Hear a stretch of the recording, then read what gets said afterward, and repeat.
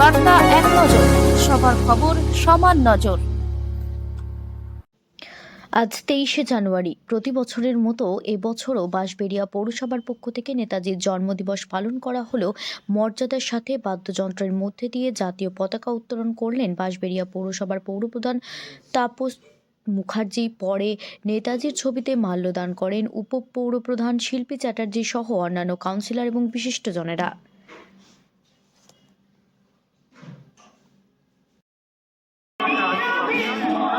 শিল্পী চ্যাটার্জি সমাজকে ভালো না কেন বলছেন সরস্বতী ভট্টাচার্য বাঁকুড়া পৌরসভা